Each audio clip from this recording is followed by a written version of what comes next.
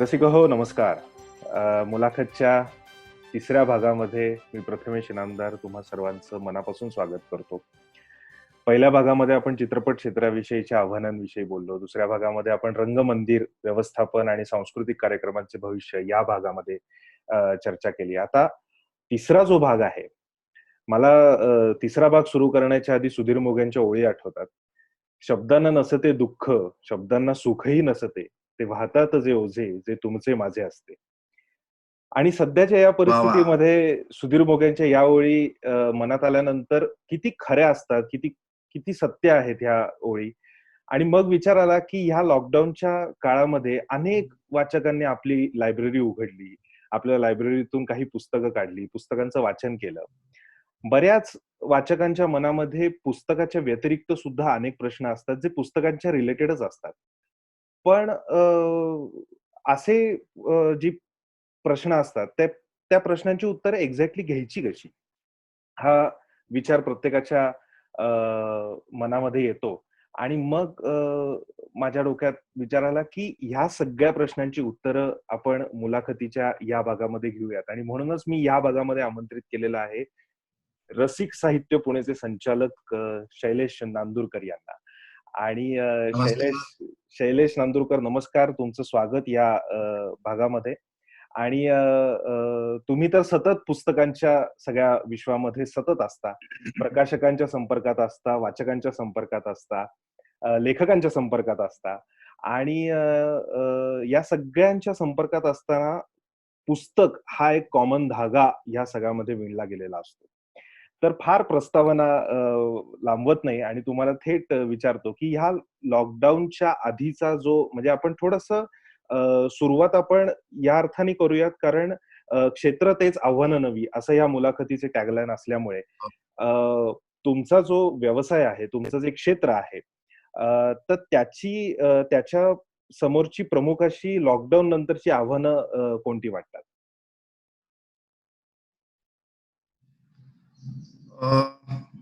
सर्वप्रथम थँक्यू प्रथमेश, तू इथे बोलवलंस, आमंत्रित केलंस आणि अर्थातच तुझे चाहते आणि पुस्तक या विषयाचे चाहते सगळे इथे असणार आहेत याची कल्पना आहे.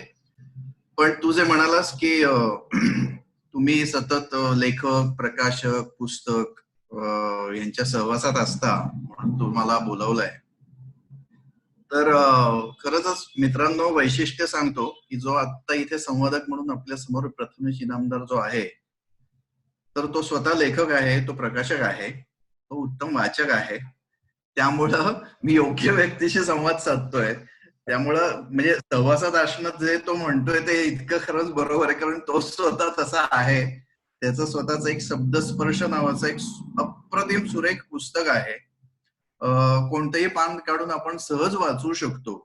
म्हणजे तरुण म्हणण्यापेक्षा एका नवीन पद्धतीने एक लेखन केलंय, नवीन पद्धतीने विचार मांडलेत. जसं आपल्याला आपले आई बाबा एखादी गोष्ट शिकवलेली असते, पण ती आपण एक संस्कार किंवा एक सवय म्हणून ती कालांतराने थोडीशी लेस प्रायोरिटी होते कित्येकदा, मुद्दामून नाही पण होते. तर त्यातल्याच काही अंश, छोटे छोटे अंश त्यांनी छान पद्धतीने त्या पुस्तकात शब्दबद्ध केले. सर्वात आवडलेली त्या पुस्तकाची गोष्ट म्हणजे विचार सर्वांगीण आहे त्याच्यामध्ये आणि तो त्यांनी त्याच्या स्वतःच्या भाषेत मांडलाय. हे खूप चांगलं आहे. नाहीतर अशा पुस्तकांचं पटकन भाषांतर होतं आणि एखादा भाषांतरकार एखादं पुस्तक हेही करू शकला असता, तसंच प्रथमेशही करू शकला असता. पण त्यांनी तसं नाही केलेलं. त्यांनी ते स्वतःचे विचार त्या पुस्तकात मांडलेत आणि हे मला खूप आवडलं. सर, असा हा आजचा संवादक आहे. आणि प्रथमेश, तुझ्या प्रश्नाकडे येतो मी, की लॉकडाऊन नंतरची या क्षेत्राची आव्हानं. तर खरंच आव्हानं प्रत्येक क्षेत्राला आहेत. म्हणजे व्यक्तीपासून, संस्थांपासून क्षेत्रांपर्यंत सगळीकडे आव्हानं आहेत. तर ती आता आव्हानं काय आहेत असं म्हणणं थोडंसं उचित नाही ठरू शकत. कारण आपण सगळ्यांनी पॉझिटिव्ह राहून ह्या सगळ्यावर आपण मात करणार आहोत आणि पुढे जाणार आहोत. पण लॉकडाऊन नंतरची विशेष अशी आव्हानं म्हणशील तर खरंच तो वाचक परत येईल का? तर तो कुठे त्याची वाचनाची प्रायोरिटी तितकीच राहील का? अशी अनेक आव्हानं आहेत. एस्पेशली रसिक साहित्य हे आपल्या आप्पा बळवंत चौकामध्ये आपलं दालन, पुस्तकांचं दुकान असल्या कारणानेच अधिक तो रेड झोन मधला एरिया आहे. त्यामुळं क्षेत्राला आव्हानं असं म्हणणं जरा अवघड आहे, पण आम्हाला नक्की आव्हानं आहेत. कारण आम्ही ज्या विभागात म्हणजे ज्या आप्पा बळवंत चौकातल्या क्षेत्रामध्ये जिथं काम करतो तो खरंच खूप रेड झोन असलेला एरिया आहे. पण एक चांगली गोष्ट आहे की बाकी कोथरूड आणि अन्य परिसरातली पुस्तकाची दुकानं आता सुरू झाली आहेत आणि तिथं वाचक प्रतिसाद देत आहेत. त्यामुळे ही आधी सुरू झालेल्या दुकानांमधले अनुभव, ते संचालकांचे अनुभव आम्हाला नक्की उपयोगाला येतील. पुस्तक पेठ आहे डहाणूकर कॉलनीतलं, ते सुरू झालंय आयडियल कॉलनीच्या इथलं, आणि डहाणूकर मधलं अक्षरधारा सुरू झालंय. तर त्या लोकांनी आता जी त्यांची विक्री सुरू केली आणि त्यांच्याकडचा वाचकांचा प्रतिसाद काय आहे, कसा आहे, हे पुढचं आम्हाला धोरण आखण्यासाठी नक्की उपयोगाला ठरेल. ओके. शैलेशजी, पहिलं खूप छान वाटलं शब्दस्पर्शविषयी. अचानक समोरून कौतुक ऐकल्यानंतर बरं वाटतं. आणि सर्व रसिकांना अगदी सांगू इच्छितो मनापासून की हे स्क्रिप्टेड नव्हतं. हे खूप स्पॉन्टेनियसली हो. आलेलं आहे शैलेश नांदुरकर यांच्याकडून. त्यामुळे मनापासून मी त्याचा स्वीकार करतो. तुम्ही जसं म्हणालात की वाचक येईल का नाही, हा एक तेवढाच वाचक परत येईल का नाही, हा प्रश्न आहे.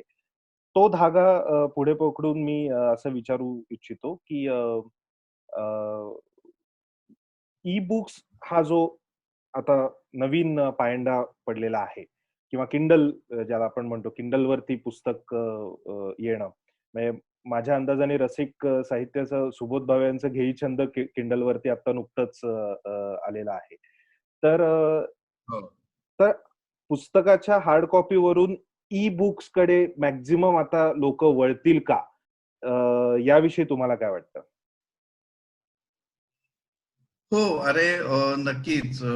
काय आहे, मी कायम अनेक इंटरव्ह्यू मध्ये सुद्धा याच्याही आधी म्हणालोय, तर बदलत्या काळाप्रमाणे बदलती अभिरुची पण आहे. तसंच एखादं लेखन, एखादं वाचन हे त्या त्या माध्यमानुसार करणाराही वर्ग वाढलेला आहे वाचकांचा.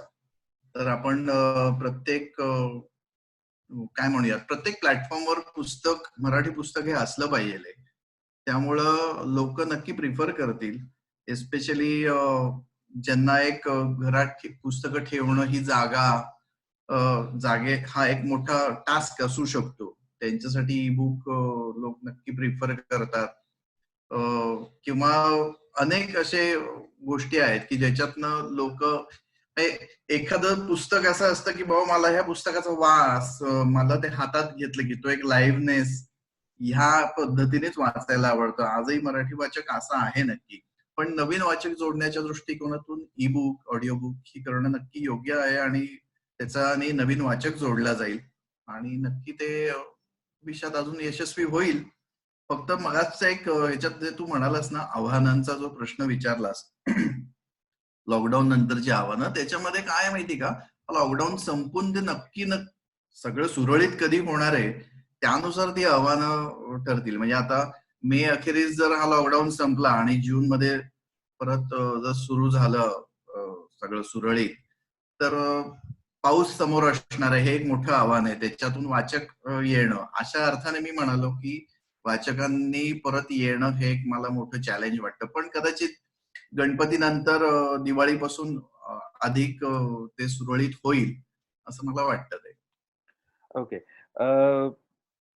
याच्या सोबत मला नेहमी असं जाणवतं की लेखक जेव्हा पुस्तक लिहितो, त्याच्यानंतर तो प्रकाशकाकडे जातो आणि प्रकाशन संस्था ते पुस्तक छापायचा निर्णय घेते. तर हो. बऱ्याच वेळेला काय होतं की वाचकांपर्यंत पुस्तक पोहोचतं, ते पोहोचतं कसं हा वाचकांना अनेक वेळा पडलेला प्रश्न आहे. म्हणजे मी अनेक वाचकांशी गप्पा मारताना मला ते म्हणतात, की ह्याच्या पाठीमागचं एक्झॅक्टली गणित काय रे प्रथमेश? म्हणजे प्रकाशन करता म्हणजे तुम्ही एक्झॅक्टली काय करता आणि त्याचं डिस्ट्रिब्युशनचं गणित एक्झॅक्टली कसं असतं? तर मला असं वाटतं, की तुमच्यासारखं एक योग्य व्यक्ती आहे यावरती भाष्य करण्यासाठी, की एक्झॅक्टली एक सामान्य वाचकांना जे प्रश्न पडलेले आहेत, सामान्य प्रश्न आहेत, की एक्झॅक्टली ह्याच्या पाठीमागचं गणित कसं असतं? तर ते थोडक्यात तुम्ही कसं सांगू शकाल?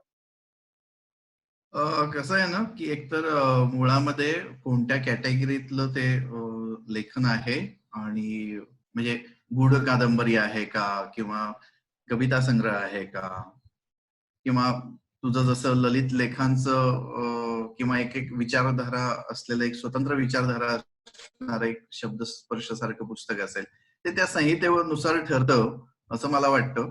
कारण असा एक स्टँडर्ड फॉर्म्युला नाहीये याला की हे अशाच पद्धतीने होतं. फक्त एक 2-3 एक ठोकताळे आहेत की बघ गंमत कशी आहे की आता तू शब्दस्पर्श पुस्तक तयार केलंस तर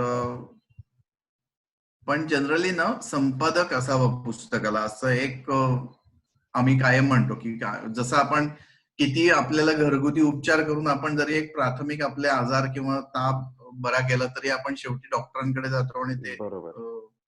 घेऊन हे करतो तसं पुस्तकासाठी डॉक्टर म्हणजे एक संपादक असला पाहिजे की जो बरोबर. त्या सगळ्याकडे एक संपादन किंवा अनेक पॅरामीटर्स असतात त्याच्यात प्रकाशक म्हणून आम्ही त्या संहितेकडे पाहताना त्या स्क्रिप्टकडे पाहताना अनेक क्रिएटिव्ह अँगलनी पाहतो की हे पुस्तक कोणत्या वाचकासाठी आहे म्हणजे ह्या संहितेचं वाचक कोण असू शकेल त्या बरोबर. दृष्टिकोनातून हे पुस्तक कसं तयार व्हायला पाहिजे हे कोणत्या जिल्ह्यामध्ये अजून आधी याची प्रसिद्धी आपण करायला हवी आहे वाचकांपर्यंत कुठल्या जिल्ह्यापासून सुरुवात व्हायला पाहिजे असं त्या त्या संहितेनुसार त्याची साधारण धोरणं ठरतात.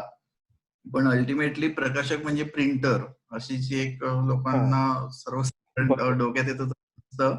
प्रकाशन संस्था म्हणजे निश्चित त्या प्रकाशन संस्थेत एक संपादक असतो. प्रकाशक म्हणून तो क्रिएटिव्ह एडिटिंगचा भाग बघत असतो आणि अनेक पॅरामीटर्स जोडल्यानंतर हे पुस्तक एक तयार होत असतं म्हणजे अगदी रंगसंगतीपासून ते त्याचा लेआउट त्याचा फॉन्ट साईज अनेक त्याच्यात छोट्या मोठ्या गोष्टी आहेत की ज्या वाचकाला वाचताना इझी वाटतात पण त्याच्या मागे खरंच खूप मेहनत असते खूप मोठी टीमचं काम असतं त्याच्यात डीटीपी करणं साधं अगदी डीटीपी करणारा आहे प्रूफ रीडर आहे संपादक आहे क्रिएटिव्ह संपादक आहे संपादन सहाय्य करणारी टीम आहे अनेक लोक ह्याच्यात इन्व्हॉल्ड असतात पुस्तकाला जर चित्र हवं असेल तर चित्रकार आहे किंवा ग्राफिक्स डिझायनर आहेत हं. अनेक प्रकारे ह्याच्यात लोक इन्व्हॉल्ड असतात एखादं जसं चित्रपट निर्मिती होते अर्थात तिथली गणितं आणि तिथली टीम हे खूप मोठ्या प्रमाणात असतं पण इथे तेच सगळं छोट्या प्रमाणात असतं एवढं तुम्हाला मी नक्की सांगू शकतो त्या सगळ्या ह्याच्यातनं तर एखादं पुस्तक आपल्याला आवडतं म्हणजे एखादं पुस्तक आवडतं त्यावेळेस ते फक्त संहिता म्हणूनही आवडतं पण त्या शेवटी कसं आहे ना की आपण छान कपडे घालून जसं आपल्याला जायला आवडतं तसं असतं की अरे हा आपण मनाने चांगले आहोत म्हणून आपण कुठलेही कपडे घालून जात नाही तसं नाही आपल्याला त्याला एक आपण जर कुठं लग्नाला जाणार असो कुठल्या कार्यक्रमाला जाणार असो तर त्या दृष्टिकोनातून चांगले कपडे घालून जातो असतो तसं असतं की आपण या सगळ्या गोष्टींची त्या संहितेला गरज असते आणि हे सगळ्या गोष्टींमुळे ते एक परिपूर्ण पुस्तक तयार होत असतं. अ, कुठला काळ असा वाटतो, की वाचनासाठी फार सुवर्णकाळ होता? का आत्ताचाही काळ वाचकांसाठी सुवर्ण काळ आहे असं वाटतं या व्यवसायात असताना? कारण कसं होतं, की अनेक ठिकाणी आता ओरड अशी होते, की "अरे वाचन फार कमी झालंय. वाचनाची बैठक फार कमी झालेली आहे." आणि एका बैठकीमध्ये पुस्तक वाचून काढणं किंवा पूर्वी सवाई गंधर्व संगीत महोत्सव रात्र-रात्र चालायचा आणि समोर श्रोतृगण पण असा बसलेला असायचा. तर साधारण आता 2 मिनिट मॅगीच्या काळामध्ये अ, जी वैचारिक बैठक किंवा वाचनाची बैठक ज्याला आपण म्हणतो, ती हरवत चाललेली आहे का? आणि त्याचा परिणाम हा पुस्तक विक्रीवरती होताना दिसतो का?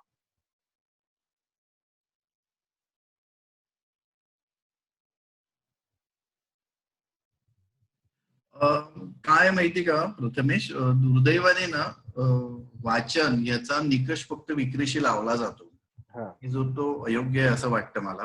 हा म्हणजे आपण आपल्या मोबाईलवरचं व्हॉट्सअप ऍप्लिकेशन पेड नाही, आपण ते फ्री डाऊन आहे आणि ती एक आपल्याला फॅसिलिटी आहे.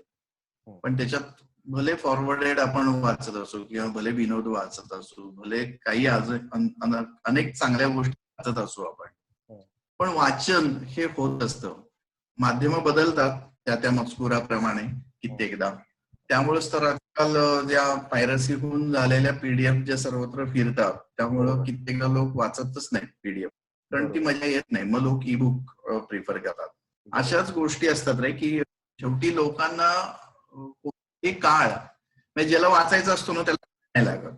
हम्म, मुख्य म्हणजे एखादा जर उत्तम श्रोता आहे तर तो सवाई गंधर्वची वाट बघतो. म्हणजे ती एक जसा आपण मे महिन्यात आंबा येतो तशी ती त्या महोत्सवाची वाट बघत असतो. बरोबर. जसं एखादं नवीन पुस्तक यावं ह्याची तो एखादा वाचक वाट बघेल, इतपतच ते राहतं. अदरवाईज तो परत इतर संगीत ऐकत असतो. हम्म. तसं का इतर काळात नक्कीच अनेक बाकी प्रकार, साहित्य प्रकार वाचत असतो. माध्यम बदलत जाते, त्या माध्यमातून वेगवेगळ्या माध्यमातून वाचत असतो. त्यामुळं कोणता काळ चांगला आहे असं काही नाही. कोणताही काळ, जसं आपण म्हणतात ना की किंवा हरिपाठात म्हणले जपमाळ अंतरी, असं जे हम्म. म्हणले की तुम्हाला काउंटिंग करण्याची सुद्धा गरज नाहीये, तुम्ही फक्त नामस्मरण करा, काउंटिंग आज सुरू आहे. बरोबर तसं वाचत राहा. त्याला काही असं कुठला काळ वगैरे असं काही नाही, तुम्ही कधीही वाचू शकता. ही हम्म, लोक वाचत असतात. हम्म.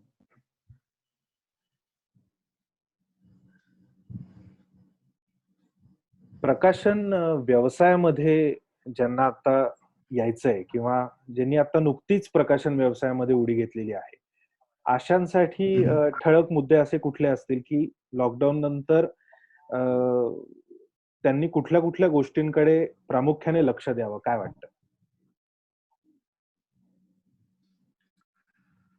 बघ आता, तू तर नुकतंच प्रकाशन व्यवसायात आलेला आहेस असं म्हणायला हरकत नाही. हो. लेखक ज्यावेळेस स्वतः प्रकाशक म्हणून उतरतो किंवा एक विक्रेता म्हणून समोर येतो, तर तू आता बघितलंस, तुला प्रत्येक विभागात वेगवेगळा रोल करायला लागतो. बरोबर म्हणजे लेखक म्हणून झाल्यानंतर तुला त्याचं प्रकाशक म्हणून म्हणजे स्वतःमधला संपादक, संपादकानंतर तुला प्रकाशक, प्रकाशकानंतर तुला काय वितरक, वाचक, सगळे जसे आपल्याला गुण आणायला लागतात तसं प्रत्येक प्रकाशकाने किंवा नव्या ज्याला कोणाला करायचंय त्याच्यात ती अभिरुची तरी असणं किमान गरजेचं मला वाटतं. तर त्यांनी तो आणण्यासाठी प्रचंड वाचन नक्की करायला लागतं. काही नाही तर किमान तुम्हाला एक आत्ता नक्की लोक काय वाचू शकतायत ह्याचा एक अंदाज बांधता येणं गरजेचं वाटतं. मुळामध्ये कसं होतं रे, की प्रत्येकाचा उद्देश, प्रत्येकाचं धोरण हे इतकं निराळं असतं ना, की एखाद्याला व्यवसाय म्हणून करायचा असतो. त्यामुळे तो त्याच कॅटेगरी मधली प्रत्येक वेळेस पुस्तक काढतो, की जी काउंटर सेलिंग असतात, जी फास्ट मुव्हिंग असतात, ती प्रामुख्याने तो प्रकाशित करण्याचा त्याचा कल असू शकतो कदाचित. बरोबर एखाद्याचा असू शकतो की नाही मी फक्त रेसिपी बुक मध्ये करेन, एखाद्याचं असू शकतं नाही बाबा मी फक्त फिक्शन नॉन फिक्शन करेन, एखाद्याचं अन्य काही असू शकतं, एखाद्याचा मिश्र असू शकतो. शेवटी नवी पिढी ज्यावेळेस ह्या क्षेत्रात येते त्यावेळेस ती ओव्हर द पिरियड ठरवते की आपण याच्यात खरंच करिअर किंवा खरंच याच्याकडे व्यवसाय म्हणून बघायचं का. पहिल्यांदा हे सगळं प्रयत्न पातळीवर असतं हम्म, प्रत्येकाचा विचार, मला वाटतं. हम्म. तर त्यांनी सर्वात पहिल्यांदा ही एक गोष्ट नक्की लक्षात घ्यायला हवी, की ह्या क्षेत्रामध्ये किंवा कोणत्याही क्षेत्रामध्ये, पण पुस्तक क्षेत्रामध्ये पेशन्स हे तुम्हाला खूप लागतात. मानसिक, आर्थिक आणि शारीरिक. कारण शारीरिक कष्ट सुद्धा तुम्हाला भरपूर करायला लागतात. तर ह्या सगळ्याची तयारी मानसिक दृष्ट्या करणं खूप गरजेचं आहे. अदरवाईज आजकाल हाताला धूळ लागलेली चालत नाही, हे नाही. असे काही कुठले स्वतःला टर्म्स कंडिशन कुठल्याही न ठेवता झोकून देऊन काम करता येण्याची अत्यंत गरज आहे. आणि तुम्हाला शक्यतो एक तुमचा जो अभ्यास जर तुम्ही त्या दृष्टीने केलात की बाबा खरंच वाचक काय वाचू शकेल, आपण काय द्यायला हवंय आज वाचायला लोकांना. आज नाही, जसं एखादं गाणं आज जरी एखादा नवा संगीतकार किंवा एखादा नवा कवी जर ज्या पद्धतीने करतो की जेव्हा भविष्यात ते पॉप्युलर होईल, तसं एखादं पुस्तक तसंच असतं की आज जरी ते समजा तेवढं त्या पुस्तकाला समाज मान्यता जरी नसेल तर ती भविष्यात कदाचित मिळू शकते. कारण समाज मान्यता ही त्या विषयाला मिळत असते, त्या पुस्तकाला नंतर मिळते ती. त्यामुळं मजकूर संहिता निवडणं आणि तो विषय निवडणं हे भयंकर जोखमीचं काम आहे आणि त्याच्यासाठी वाचन आणि वाचकाचा अभ्यास हा भयंकर महत्वाचा वाटतो मला. ओके. आणि तो त्यांनी करावा. हा, याला जोडून मला विचारावं असं वाटतं की हल्ली होतं काय की ठराविक प्रकाशक जर सोडले तर कवितेची पुस्तकं निर्मिती करण्यासाठी थोडंसं बॅकफूट वरती येताना दिसतं. तर त्याच्या पाठीमागचं प्रमुख कारण काय असू शकतं? म्हणजे कविता म्हणजे मोठमोठे नावाजलेले कवी तर आहेच आहेत. पण ॲट द सेम टाईम जे उदयोन्मुख कवी आहेत, त्यांची पुस्तकं करण्यासाठी जेव्हा प्रकाशकांकडे कवी जातात, त्यावेळेला थोडेसे बॅकफूट वरती येताना दिसतात. तर त्याविषयी थोडंसं ऐकायला आवडेल. त्या विषयी थोडस सांगायचं म्हणजे हे बघ, प्रत्येक कॅटेगरी च एक माध्यम निरनिराळं आहे. म्हणजे याचा अर्थ कवितांसाठी पुस्तक हे माध्यम नाही असं नाही, पण अशी म्हणल्याप्रमाणे बदलत्या काळाप्रमाणे बदलती अभिरुची. त्यामुळं कविता हा सेगमेंट जास्त करून ऑडिओ फॉर्म मध्ये किंवा म्हणजे रिसायटेशन मधून किंवा स्टेज परफॉर्मन्स वरून किंवा अजून काय म्हणू शकतो त्याला, किंवा अन्य अन्य माध्यमातून जास्त लोकांपर्यंत सहज पोहोचू शकतो, कळू शकतो, समजू शकतो. त्यामुळे पुस्तक माध्यमातून म्हणजे प्रिंट फॉर्म मधून काव्यसंग्रह लोकांपर्यंत पोहोचवणं हे थोडस एक काय म्हणूयात, एक चॅलेंज असतं, एक ट्रिकी आहे ते थोडस. कारण आपण जर त्याच्यात असं भलं मोठं जर दिलं की हे ह्या वृत्तात आहे आणि असं असं आहे, तर लोकांना पटकन नाही समजू शकत. किंवा प्रत्येकाला इव्हन मला सुद्धा हे आता सोबतीचा करार आणि इर्षाद कार्यक्रम हे 2 कार्यक्रम आपण करतो प्रस्तुत. तेव्हा तेव्हा हे मला आता कळायला लागलं की अरे गझल आणि कवितेमध्ये कसा फरक आहे, किंवा हा जरी बेसिक असेल तरी आपण तेवढं त्या रोज वृत्त आणि छंदामध्ये काम करत नाही. पण अशा गोष्टी असतात की एखाद्या कॅटेगरीचं एखादं माध्यम जास्त प्रभावी असू शकतं. पुस्तक हे माध्यम प्रभावी कविता संग्रहासाठी नाही, असं माझं नाही म्हणणं. ते त्या काव्यानुसार ठरतं. म्हणजे आता पाडगावकर सरांची पुस्तकं खूप सारी निघाली किंवा गुलजार साहेबांची निघतात अजूनही. आणि मराठीतले तर आहेतच कवी, तुलाही माहिती आहेत, सगळ्यांनाच माहिती आहेत. संदीप खरे आहे, वैभव जोशी आहे. पण अगेन की ते थोडंसं पेशन्स ठेवून काम करायला लागतं तुम्हाला. पण काव्यसंग्रहासाठी एक चांगलं असतं की काव्यसंग्रह प्रकाशित केल्यानंतर त्याचे जर स्टेजवरून किंवा अन्य माध्यमातून जर कार्यक्रम झाले तर तिथे त्याची विक्री आणि लोकांपर्यंत पुस्तक पोहोचवण्याच्या दृष्टीने खूप योग्य कॅटेगरी आहे ती, असं वाटतं. आणि चॅलेंजेस काय रे की शेवटी आज एवढे कवी झालेले आहेत ना, तर प्रत्येकाच असं म्हणणं असतं की माझं काव्य चांगलंच आहे आणि तेच असतं पण चांगलं नाही असं नाही. पण अगेन प्रत्येक संहितेला आणि प्रत्येक गोष्टीला समाज मान्यता मिळणं आणि त्यानुसार ते लोकांनी ऍक्सेप्ट करून त्याचं विक्रीमध्ये रूपांतर होणं हा एक भाग आहे याच्यामध्ये. आणि मुळातच कसं झालंय आजकाल की पुस्तकाकडे एक सोशल प्रॉडक्ट म्हणून बघितलं जातं. आपण आता लॉकडाऊन मध्ये बघितलं तर आता खूप चर्चा सुरू आहे की पुस्तक हे सुद्धा जीवनावश्यक वस्तूंमध्ये नाही का, किंवा वाचन हे नाही का. तर हा इतका सब्जेक्टिव्ह मुद्दा किती आहे असं म्हणलं तरी आजच्या मितीला लोकांना जर बघितलं तर लोक नाही म्हणतात रे. कारण मी अन्य माध्यमातून वाचू शकतो. पुस्तक घेण्याने मला आत्ता तोटा काय की कारण पुस्तकाला लॅमिनेशन असतं, त्याच्यामुळे तो विषाणू घरात येऊ शकतो का, कागदामुळे येऊ शकतो का. वाचन हे जीवनावश्यक असेल तरी मग त्याच्यात पुस्तक हे मागं पडतं. कारण तो काय म्हणतो, मग मी ई बुक वाचतो, मी ऑडिओ बुक वाचतो, पण त्या संहितेशी कनेक्ट राहतो. असा फरक पडतो तो. नाही, जीवनावश्यक गोष्टी मध्ये मिळवण्यासाठी थोडासा त्याच्यातनं महसूल पण निर्माण झाला पाहिजे. त्याशिवाय ते जीवनावश्यक ठरलं जात नाही असा एक प्रॉब्लेम असल्यामुळे थोडंसं नाही अरे, मी तुला हो येस, मी तुला मगाशी म्हणलं ना तसं की एक शेवटी काय होतं ना, म्हणजे खरंच वाचन आणि त्याची विक्री, म्हणजे एखादं पुस्तक पुस्तक वाचलं जाणं आणि त्याची विक्री होणं, हं, जसं डिस्ट्रीब्युशन आणि सर्क्युलेशन मध्ये फरक आहे ना, हं, तो आहे. हं, वृत्तपत्र हे सर्क्युलेट होत असतं. हं, ते आज तुझ्या घरी महाराष्ट्र टाइम्स येत असेल तर माझ्या घरी काही अन्य सकाळी येत असेल, एखाद्याच्या घरी लोकमत जात असेल, एखाद्याच्या घरी सामना जात असेल. हं, ते प्रत्येकाचं त्यानुसार ते आकडे शेअर मार्केट सारखे रोज बदलत असतील. हं, तसंच पुस्तकांचं आहे की पुस्तकांचं डिस्ट्रीब्युशन होतं, पण हं, एकच पुस्तक प्रत्येक पुस्तक प्रत्येक जिल्ह्यात जाऊ शकतं असं नाही, कारण त्या त्या जिल्ह्यातल्या लोकांची अभिरुची ही निराळी असू शकते. हं, म्हणजे आपण हे बायफरकेट करणं मुश्किल आहे, पण म्हणजे आजही भारतात किंवा महाराष्ट्रामध्ये ग्रामीण भाग एवढा जास्त प्रमाणात आहे पर्सेंटेज वाईज, हं. तर तिथं आपल्याला अपेक्षित असणाऱ्या कादंबऱ्या त्या प्रमाणात विकल्या जात नाही. म्हणजे आपण एखाद्या ठिकाणी जाऊन जे कुलकर्णी प्रमोट करणार का, हं. तर चॅलेंजिंग होऊ शकतं ना ते, की एखाद्या कुठल्या तरी आपण जिल्ह्यात लातूरमध्ये जाणार आणि म्हणणार इथं जे कुलकर्णी घ्या, अरे नाही हे असं होणार आहे. बरोबर, म्हणजे घेतील, पण तेवढं शहराच्या किंवा पुणे किंवा मुंबईच्या मानाने तेवढं तिथं त्याला स्थान नाही मिळू शकत दुर्दैवाने. बरोबर.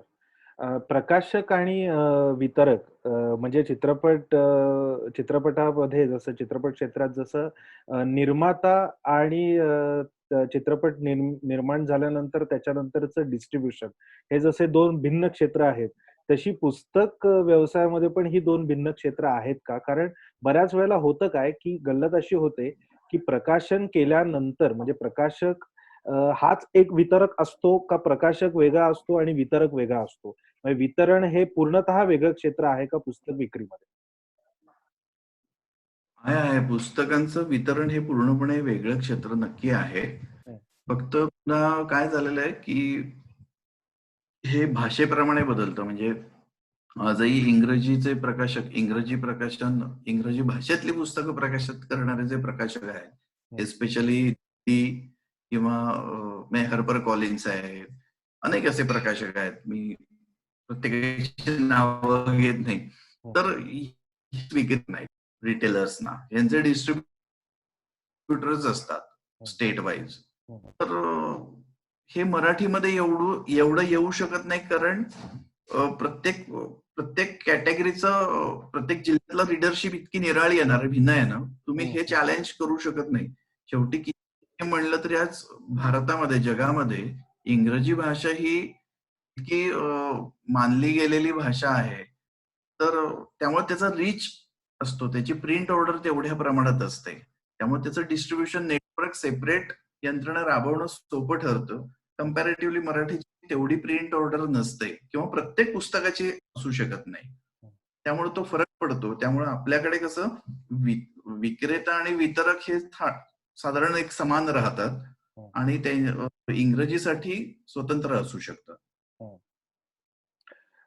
लॉकडाऊन नंतर साधारण अंदाज काय आहे, की आप्पाबळवंत चौकामधलं आपलं रसिक साहित्याचं पुस्तकांचं दालन हे वाचकांसाठी कधी खुलं होऊ शकतं आणि रसिक साहित्याची लेखकांसाठी, प्रकाशकांसाठी आणि वाचकांपर्यंत पुस्तक पोहोचवण्यासाठी एक वेगळी यंत्रणा त्याच्यानंतर उभी करायला लागणार आहे का? काय वाटतं?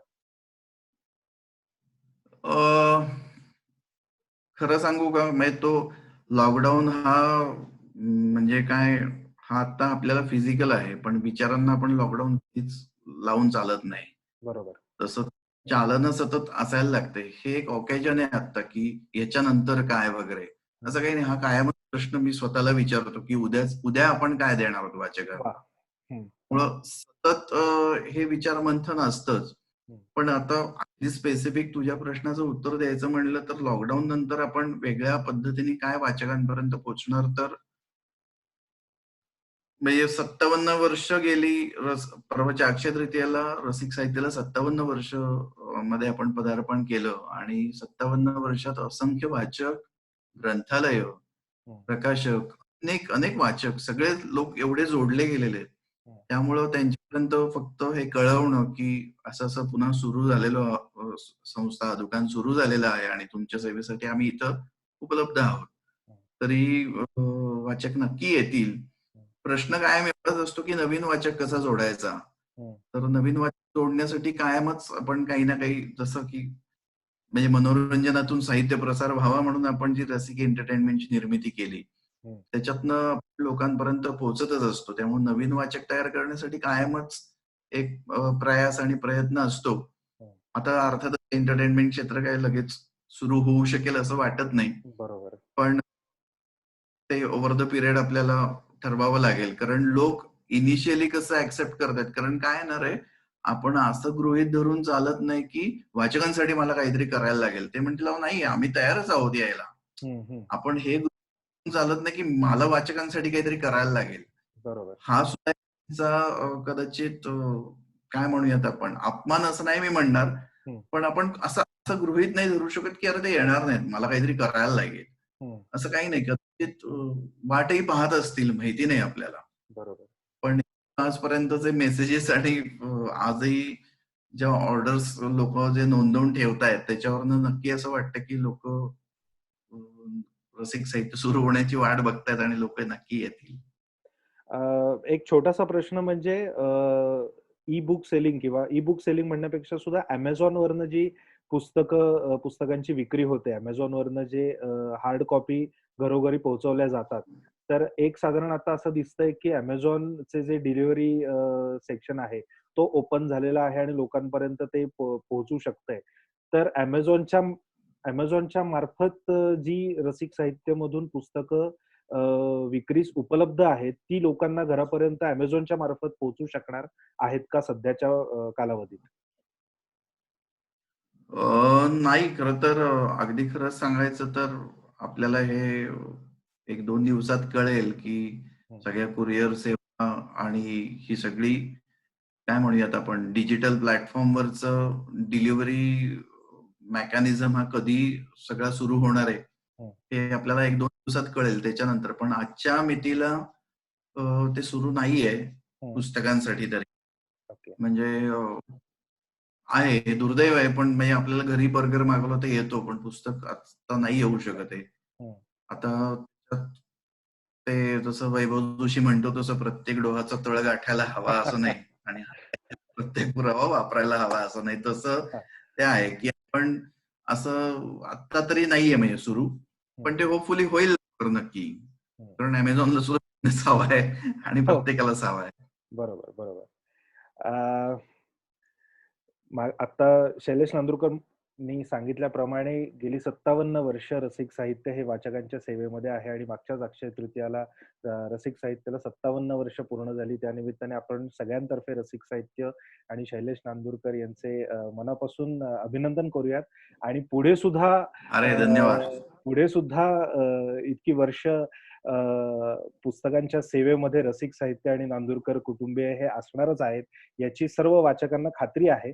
आणि शैलेश नांदुरकर सततच वेगवेगळ्या माध्यमातून नवीन वाचक जोडण्याचा प्रयत्न करत असतात आणि फक्त पुस्तकांचंच माध्यम नाही, तर रसिक आंतरभारतीच्या माध्यमातून एक वेगवेगळे कार्यक्रम आयोजित करणं, त्याप्रमाणे कवी, लेखक घराघरामध्ये स्टेजच्या मार्फत पोहोचवणं, माध्यमातून पोहोचवणं हे सुद्धा काम ते करत असतात. त्यामुळे काळानुरूप बदलायचं कसं हे शैलेश नांदुरकरांना अगदी व्यवस्थित माहिती आहे आणि त्यामुळे एक चांगली साहित्याची धुरा साहित्याने स्वतःनीच नांदुरकरांच्या आणि रसिक साहित्याच्या खांद्यावरती दिलेली आहे.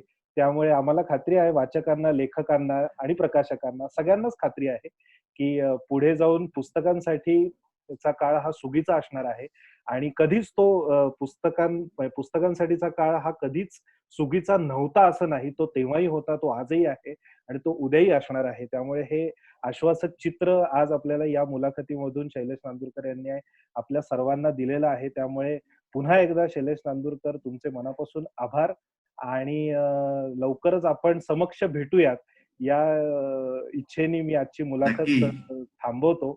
अ, आणि आपण नक्की भेटूयात. तर रसिका प्रेक्षक हो, आपण पुढच्या भागामध्ये एक वेगळा विषय आणि वेगळे माध्यमाचा विषय घेऊन आपण नक्कीच भेटूयात. तर तुर्तास आपण थांबूयात. धन्यवाद. प्रथमेश, येस. तत्पूर्वी मला असं एक तुला रिक्वेस्ट करायची आहे की या आपण एकूणच आता आपण विषय घेतलेला जो आहे पुस्तक, हो. तर तुला मला एक, आता मी तुझ्या रोलमध्ये जातो संवादक म्हणून आणि हा. तुला एक दोन प्रश्न विचारायचे आहेत मला. So yes. प्लीज तू एक्सेप्ट कर. चालेल. तर त्यातला एक प्रश्न म्हणजे, तुला लॉकडाऊन मध्ये काय लिहावंसं वाटलं आता? जसं तू शब्दस्पर्श लिहिलंस तर हो. तो विचाराचा लॉकडाऊन नव्हता म्हणून ते लिहिलं गेलं. हो. तर असं ह्या आता खऱ्या लॉकडाऊन मध्ये विचारांचं लॉकडाऊन नक्कीच नसेल तुझ्या सुद्धा, हो. तर काही तू लिहितोयस का नवीन? सध्या नवीन लिहायला घेतलेला आहे. फॉर्म वेगळा आहे आणि खूप वर्षांपासून एक गोष्ट मनामध्ये होती, पण ती काही कागदावरती उतरत नव्हती. आणि मग आत्ताचा जो पिरियड सापडला, तो असा सापडला की फोन फक्त तू कसा आहेस एवढ्यासाठीच वाजत होता. बाकी कुठल्याच कारणासाठी फोन वाजत नव्हता. अशा परिस्थितीमध्ये एक चांगला स्वतःशी संवाद साधायचा वेळ मिळाला आणि मग त्याच्यातून असं तो विषय सध्या मी लिहायला घेतलेला आहे. आणि तो कथा किंवा क्या बात आहे. नाटक या पॉइंट ऑफ व्ह्यूनी नसून तो चित्रपटाच्या पॉइंट ऑफ व्ह्यूने आहे. त्यामुळे तो कधी होईल माहिती नाही. पण बरं. जसं म्हणू तसं की लिखाणासाठी भांडवल फक्त तुमचं डोकं, पेन, हात आणि कागद एवढंच लागतं. त्यामुळे तेवढ्या गोष्टीवरती आता आपण हे आहोत आणि सध्या लिहितोय. आणि जुनी जी काही बरं. इच्छा होती, ती जी परत जी काही वाचायची पुस्तकं होती, ती जरा वाचनासाठी परत घेतलेली आहेत. आणि अशा पद्धतीने लिखाणाचं काम सुरू आहे. पण मला सांग की म्हणजे मी तुला अनेक वर्ष पाहतोय नुसता, की तू अनेक इव्हेंट्स करत होतास. तुझं एलान एंटरटेनमेंट आहे. हं. तर तू म्हणजे तुझा लेखनाशी कसं काय, म्हणजे तू शब्दस्पर्श सारखं एक उत्तम पुस्तक लिहिलंस, हं. तर ते का लिहावं वाटलं? किंवा हा एक प्रश्न आहे. आणि अजून एक प्रश्न म्हणजे, नवीन काय लिहावंसं वाटेल? म्हणजे जे तू लिहितोयस हे सांगितलंस, पण कोणत्या माध्यमासाठी लिहावंसं वाटतं का तुला?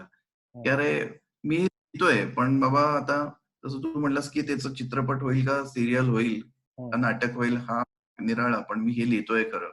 हो. तसं काही योजून लिहायचं डोक्यात आहे का, की एक कुमारांसाठी, कुमार गटासाठी काही तू लिहिशील?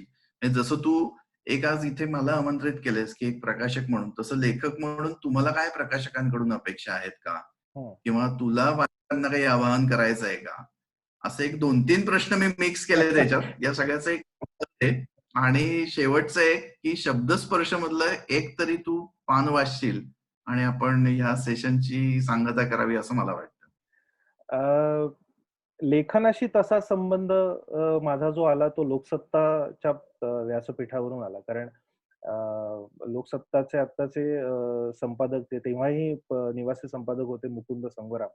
यांच्याकडे मी गेलो होतो आणि त्यांनी मला एक दिवस सांगितलं, की अ, ह्या-ह्या विषयावरती मला तू एक लेख लिहून दे. तर मी त्यांना दिला आणि त्याच्यानंतर त्यांनी मला सांगितलं, की "एक काम कर, तू कॉलेजियन्ससाठी एक सदरच का नाही लोकसत्तामध्ये सुरू करत." आणि मग त्यावेळेला मी 11वीत होतो आणि 11वीत असताना माझा डायरेक्ट संबंध लोकसत्ताच्या व्यासपीठाशी आला, की ज्याचं म्हणजे आधी मी असं काहीच ठरवलं नव्हतं, की मी लिहीन किंवा असं काही करीन. पण तेव्हापासून जे लिखाण सुरू झालं आणि मग तेव्हा पुरुषोत्तम करंडकशी खूप जवळून असोसिएट व्हायची संधी मिळाली.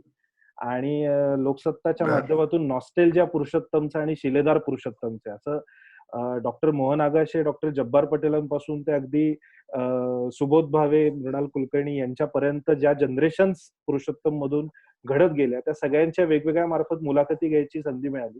त्यामुळे मग हळू-हळू ती बरं. सगळी लेखन शैली वाढत गेली आणि खरं सांगायचं तर कॉलेजमध्ये असताना संदीप खरेचा दिवस असे, की कालच संदीपचा वाढदिवस झाला. तर संदीपच्या हो. संदीपला शुभेच्छा देताना मी 2 वाक्य लिहिली होती, की कवितेचं मोठं दालन जर कोणी मला उघडून दिलं असेल तर ते संदीप खरेंनी. कारण दिवस असे की कोणी माझा वा नाही, मी कोणाचा नाही. मस्त.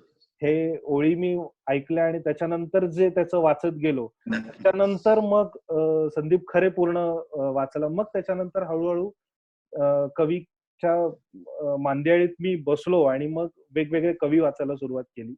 आणि मग ते सगळं दालन ओपन झालं. खरंय. मग कादंबरी, मग हे असं सगळं ते ओपन झालं. त्यामुळे मग जसं वाचत गेलो तसं लिहित गेलो. तसं सुचत गेलं. मी कधीच शब्दस्पर्श सुद्धा पुस्तक हे आता मला पुस्तक लिहायचं म्हणून मी लिहितो, असं म्हणून न लिहिता मला जेव्हा सुचत गेलं तेव्हा मी ते लिहित गेलो. त्यामुळे शब्दस्पर्शच्या निर्मितीसाठी एक 12-13 वर्षाचा कालावधी गेला पूर्णतः. आणि ते हो. ज्या क्षणी मला असं वाटलं, की आता आपण हे पुस्तक स्वरूपात काढू शकतो, त्यावेळेला मी ते पुस्तक स्वरूपात बाहेर काढलं. नाहीतर मी फक्त पुस्तक लिहायचं म्हणून त्याच्यातनं की आता चला 3 तास बसूयात रोज आणि पुस्तक लिहूयात. असं या ह्याने मी कधी ते लिखाण केलं नाही. हे ते सुचत पुस्तक गेलं. लिहिण्यासाठी तू लिहिलं नव्हतंस ते. हां. आणि मी पुढे जाऊन ते पण लिहिलंय असं त्याचं कधी पुस्तक केलं. हां, म्हणजे मी पुढे जाऊन सुद्धा असं काही करीन असं मला वाटत नाही, की आता मला अच्छा. काहीतरी काय म्हणतात त्याला, काहीतरी डेडलाईन ओरिएंटेड मला काम करायचंय. असं ज्या क्षणी मला वाटेल त्या क्षणी मी डेली सोप लिहीन. म्हणजे मला डेडलाईन बरं. डेडलाईन ओरिएंटेड काम करायचंय आणि मी हे करू शकतो. असं ज्यावेळेला वाटेल त्यावेळेला मी डेडलाईन ओरिएंटेड क्रिएटिव्ह लिखाणाची कामं करीन. पण जेव्हा पुस्तक हा विषय येतो त्यावेळेला मग असं वाटतं, की आपण त्या व्यासपीठावरचे राजे आहोत. तर आपण आपल्या पद्धतीने ते फुलवत नेलं पाहिजे आणि आपल्या पद्धतीने आपण ते सांगत गेलं पाहिजे. कारण करायला. आपण जोपर्यंत स्वतःला त्या व्यासपीठावरचा कोपरान-कोपरा आपल्याला माहिती नसेल, तोपर्यंत वाचकांपर्यंत आपण पोहोचू शकणार नाही. तर त्यामुळे आपण ते तशा पद्धतीनेच लिहिलं पाहिजे. त्यामुळे नवीन फॉर्म जर हाताळावासा वाटत असेल तर कथासंग्रह नक्कीच आवडेल. कथा लिहिण्याचा सुद्धा मी प्रयत्न करतोय. विस्तृत कथा लिहिण्याचा पण सध्या प्रयत्न करतोय आणि काही कथा लिहून पण झालेल्या आहेत. त्यामुळे वा वा वा. तर ते तो विषय आहे म्हणजे सध्या म्हणजे बॅक ऑफ द माइंड एक विचार असा आला, की फक्त रस्ते हा विषय घेऊयात आणि कोणासाठी ते बर. रस्ते म्युनिसिपल कॉर्पोरेशनचे रस्ते असतात, कोणासाठी ते रस्ते मनातले रस्ते असतात, कोणासाठी ध्येयापर्यंत जाण्याचे रस्ते असतात, कोणासाठी ते रस्ते असे असतात, की वाट ती निवडली होती, पण एक वेगळाच रस्ता माझ्या ध्येयापर्यंत नेण्यासाठी माझा हात धरण्यासाठी आला. सो असे वेगवेगळे बर. रस्ते आणि त्या रस्त्यांच्या छटा एका कथासंग्रहाच्या माध्यमातून मांडण्याचा प्रयत्न मी करणार आहे भविष्यामध्ये. तर तो वा वा वा वा. मस्त. हा तो विषय आहे. आणि शब्दस्पर्शमधलं शेवटचं प्रकाशकांकडून काय अपेक्षा आहेत? प्रकाशकाकडून काय अपेक्षा आहेत? अ, खरं सांगायचं तर आता सेल्फ पब्लिकेशन केल्यानंतर हा प्रश्न मी पण स्वतःला अनेक वेळा विचारला, की प्रकाशकाकडनं काय अपेक्षा आहेत? तर खरं सांगायचं तर आपलं पुस्तक उत्तमरित्या पोहोचलं पाहिजे सगळ्या वाचकांपर्यंत एवढीच एक माफक अपेक्षा जी लेखकाची असते तीच माझी पण आहे. माझ्या स्वतःच्या प्रकाशकासाठी, बर. माझ्या आतल्या प्रकाशकासाठी सुद्धा, की एक क्या बात आहे. सगळ्या वाचकांपर्यंत ते पुस्तक पोहोचलं पाहिजे आणि पोहोचण्यासाठीचा तो हट्ट पाहिजे. पुस्तक पोहोचण्यासाठी आपण हम्म. काय-काय माध्यमांचा वापर करू शकतो एवढंच पाहिजे त्याच्यामध्ये. त्यामुळे तेवढ्याच अपेक्षा आहेत. बाकी काही नाही आणि वेगवेगळे विषय वेगवेगळ्या प्रकाशकांबरोबर हाताळता यावेत. कारण मजा असते काम करण्यामध्ये. म्हणजे वेगवेगळ्या प्रकाशकांसोबत नक्कीच. सुद्धा काम करण्यामध्ये मजा असते. कारण प्रत्येकाची थॉट प्रोसेस वेगळी नक्कीच. असते आणि प्रत्येकाकडनं शिकायला पण मिळत असतं. त्यामुळे वेगवेगळ्या हो. प्रकाशकांबरोबर काम करायला आवडेल, त्यांचा अनुभव घ्यायला आवडेल आणि त्याच्यातून काही वेगळं निर्माण झालं किंवा प्रकाशकांनी जर का एखादा विषय सुचवला आणि त्या विषयावरती थोडासा रिसर्च करून लिहायची संधी मिळाली, तर ती सुद्धा खूप आवडेल. बर. तर त्यामुळे असं आहे. त्यामुळे प्रकाशकाकडनं सुद्धा एखादा विषय सुचवला गेला तर ती पण अपेक्षा नक्कीच आहे. वा वा. मस्त मस्त. क्या तर बात आहे. थँक्स. येस. आता शब्द स्पर्श मधलं काय तू वाचशील? काय वाचू किंवा नेमकं मी माझं तू मला दिलेलं पुस्तक मी वाचायला दिलंय कोणाला. Really okay. नाही मी उगाच तुला सेलिब्रिटी उत्तर देत नाहीये, मी हे खरंच सांगते.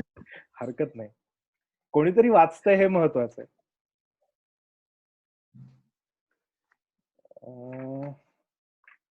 काय वाचू?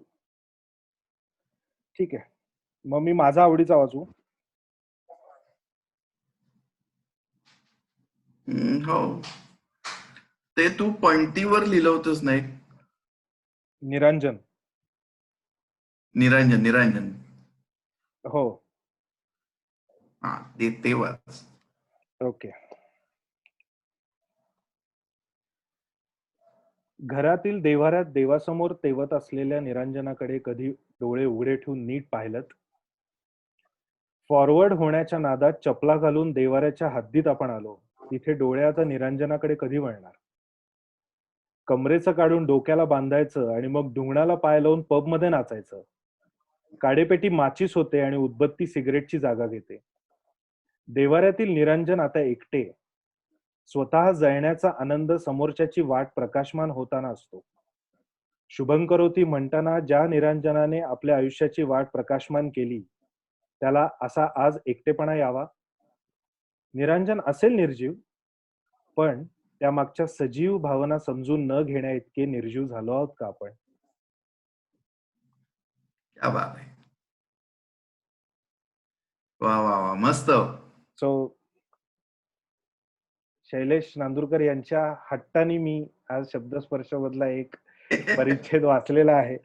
आणि हेच प्रकाशकाचं वैशिष्ट्य असतं की बरोबर लेखकाला कुठे कुठे संधी देता येईल हे प्रकाशकाला बरोबर माहिती असतं. नाही, मुळात हा विषय, आजचा विषय आपला रसिक साहित्य नसून आपला साहित्य विषय, आणि अर्थात त्या याची सुरू काय शेवट हा साहित्याचं सादरीकरण करून असावा, असं एक मला तुझा फोन आला त्यावेळेस वाटलं होतं. ज्यावेळेस तू विचारलंस आपण असं करूयात का, त्यावेळेसच डोक्यात आलं की अरे याचा शेवट साहित्याचं एक वाचन होऊन व्हायला पाहिजे. बरोबर. आणि तो प्रकाशकाने वाचण्यापेक्षा एक जर लेखकच जर संवादक म्हणून आहे तर त्याच्याच पुस्तकातलं का नाही, असं एक वाटलं. मला पण खूप मजा आली. खूप बोलता येत असतं रे, आणि छान वाटतं बोलायला पण. येस, आणि खूप खरंच छान वाटलं. आणि सगळे आपले जे प्रेक्षक आज मुलाखत बघणार आहेत आणि बघतायत त्यांना सुद्धा खूप छान वाटणार आहे या सगळ्या गोष्टी बघून. कारण फक्त वाचक पुस्तक हातात घेतो तेवढंच, त्याच्यानंतरचं जे त्याच्या आधीचं जे विश्व असतं ते आज छान पद्धतीने उलगडून आपण दाखवलेलं आहे या मुलाखतीमधून. त्यामुळे पुनश्च एकदा मनपूर्वक आभार. आणि साहित्याचे रसिक अजून निर्माण व्हावेत, याच रसिक साहित्याला शुभेच्छा. अरे खूप खूप थँक्यू, धन्यवाद. Yes, thank you.